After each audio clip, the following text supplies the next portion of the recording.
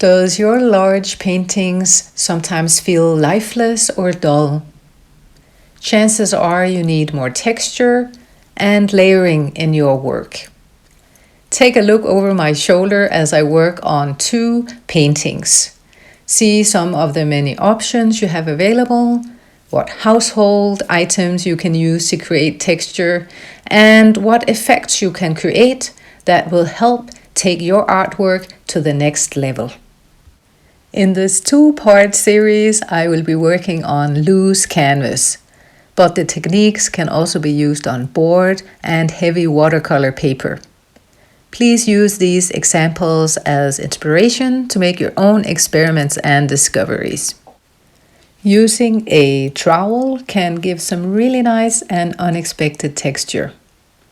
I find a trowel works best on loose canvas or wooden boards.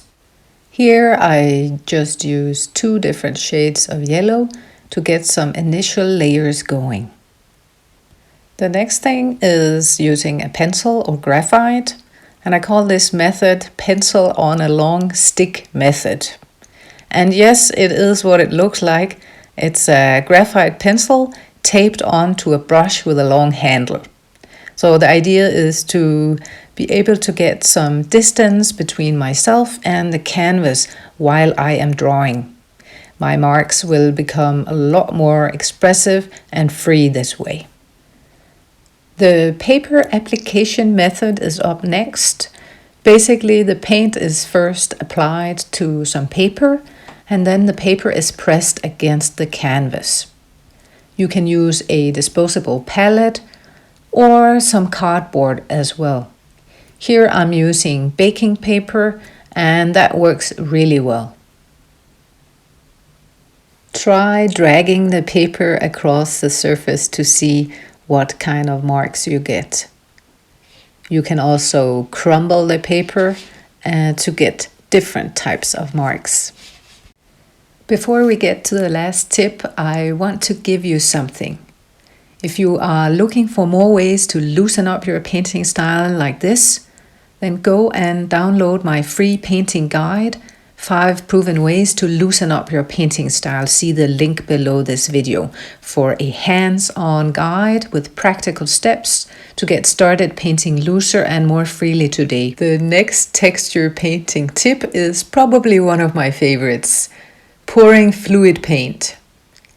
Use fluid acrylics or acrylic inks are also perfect for this. I like to tilt the canvas or the board and let the paint run and mingle by itself. I will also help it along using brushes or rags to create more layering and texture.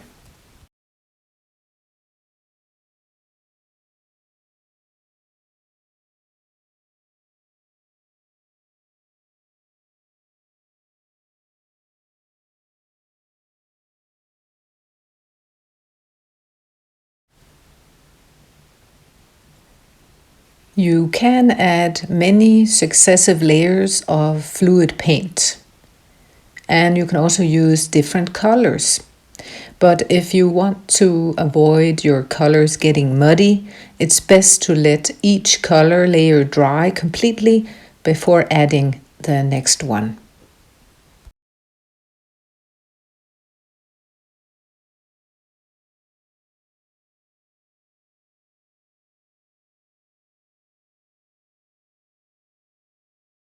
I hope you found some inspiration and ideas for your next painting. And in the meantime, don't forget to go and download your free guide via the link below the video. Now I want to leave these 2 paintings to dry completely, and in part 2 I will hang them up on the wall and we'll look at some more ways to add layers and texture to your large paintings. I will share the link to part 2 at the end of this video once it is recorded and edited.